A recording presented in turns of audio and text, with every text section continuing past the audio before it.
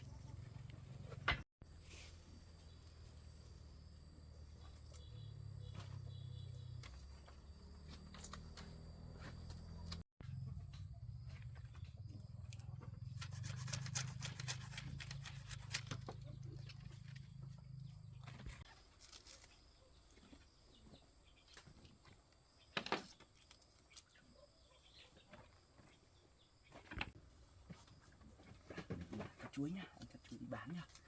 Thì anh cho ăn nhá.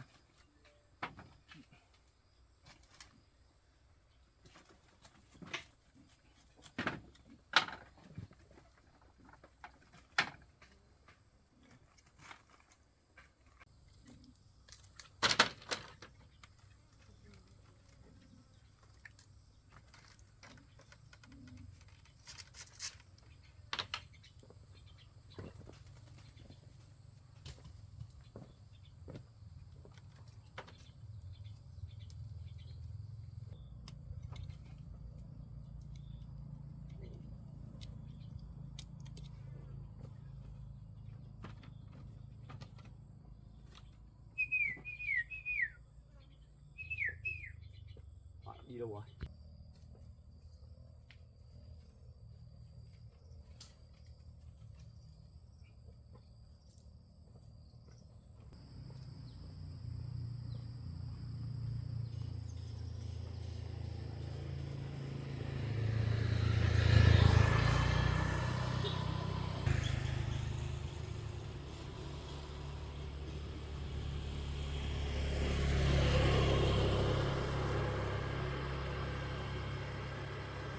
Em nhờ bán chuối đây tí nhá.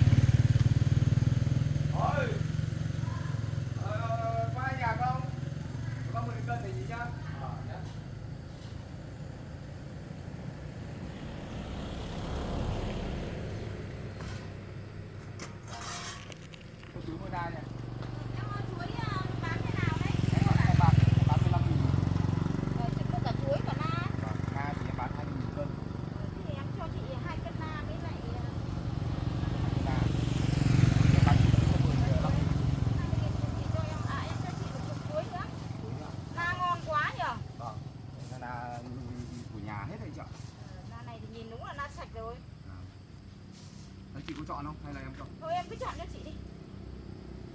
Em là người trồng cây thì em biết quả nào nó ngon. Quả nào nó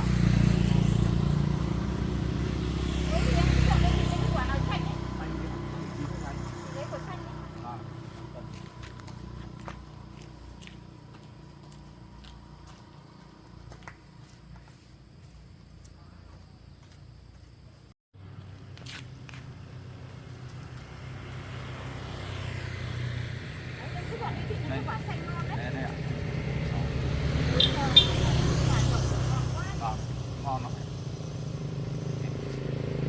được. Thế là 15 lên với lại 40.000 là 55.000 chị ạ. Cảm ơn. Chị cảm ơn nhé. Vâng, em chào chị. Dạ vâng. Em cảm ơn ạ. Ông mua chuối không ơi? Vâng. Chuối nhà hả ông? Vâng, nhà sản phẩm nhà cháu làm ra. Vâng. Rất đẹp nhỉ, năm nay có vẻ hoa quả na tự đẹp đấy nhỉ. Vâng, na ngon không ạ? Chuối chị ơi. Chuối ngon đấy chị ơi. Vâng, vâng, cả na cả chuối. Sạch đấy, làm giá đấy ạ.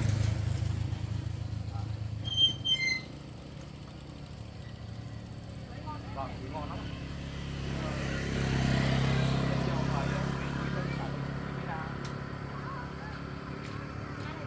Em bán 20.000 cân thôi, của nhà.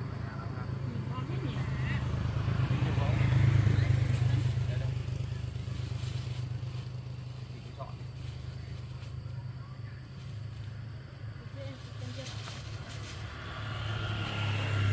Mua được cân rưỡi rồi, lấy cả cân rưỡi nhá. Là 3.000. Có lấy chuối không? Cho chị mấy quả chuối. Mấy này chín vàng này. Vâng, em bán 15.000 một chục. Lấy một chục đấy. Lấy quả chín nhá, quả chín phải ăn được luôn. Chọn cho chị quả chín thì ăn luôn. 2, 3, 4, 5,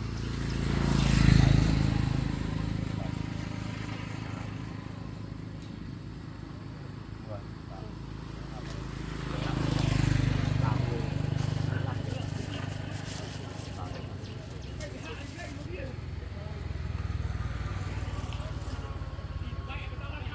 Vâng, vâng. Dạ vâng. Em cảm ơn nhá.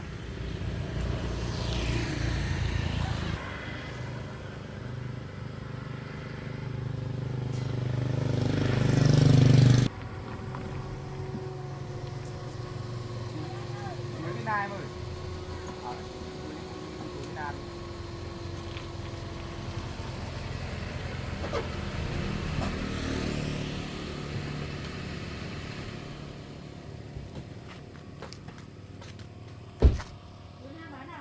Cái này bán 20.000 cân em ơi. Chuối thì bán 10.000, 15.000 một chục. Na này na dai na bự. Na bỏ, na trên đá đấy.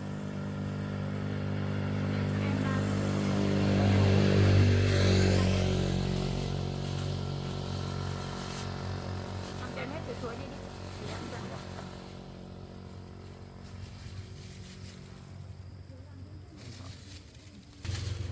Nhặt cái chuối nhá.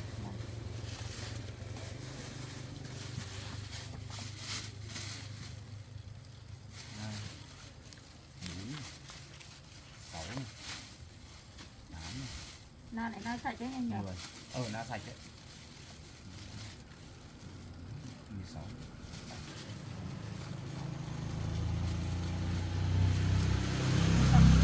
Cho đủ 5 cân thôi. 5 cân, chắc chưa đủ quá.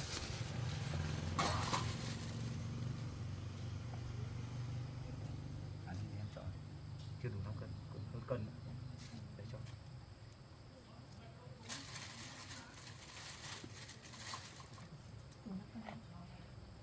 Tí nữa, quả nữa. Hai quả nữa. Có thêm quả nữa. Cho thoải mái nhá. Na núi đá đấy. 5 cân 100.000. Thì chỗ này là 35, 40.000 chỗ này nữa. Là 140.000.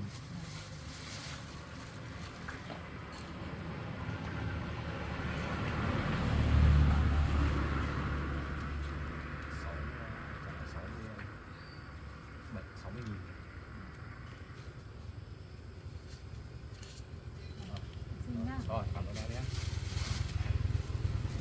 Còn anh mang ra ô tô nhé. Rồi, cảm ơn em nhé. Có lần cho lại ủng hộ nhá.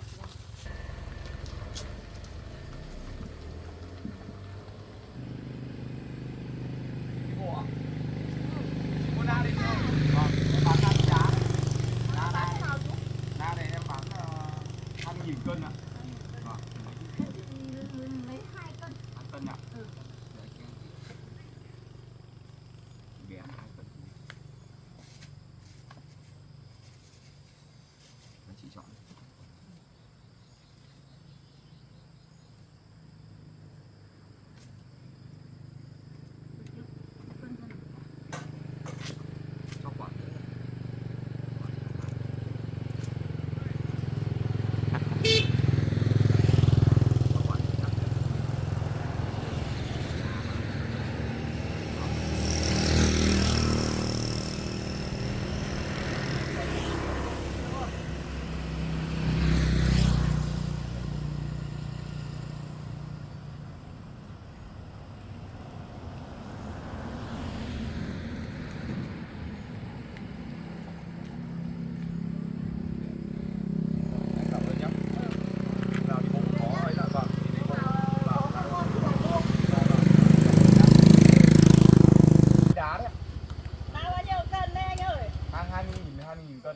Ra núi đá đấy ạ.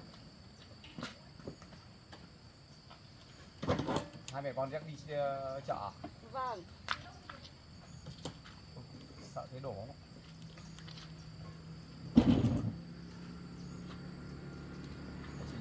Đấy, em có ít thì chỉ lấy hết. Đừng bán rẻ đâu. 25.000 cân được đấy. Đắt chắc. Rất là 25.000 cân đấy.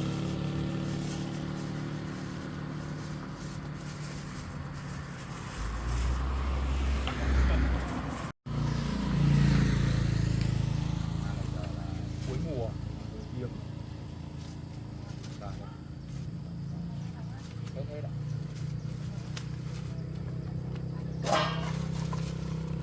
6 cân này. 65. 630. 90.000 cả. Một cái to.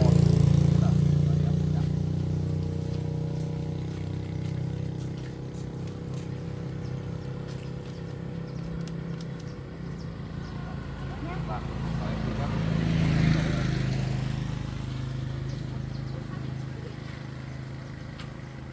Hơi nặng tí nhỉ? Để ăn ạ. Ao hồ nhờ, để ăn thoải mái luôn.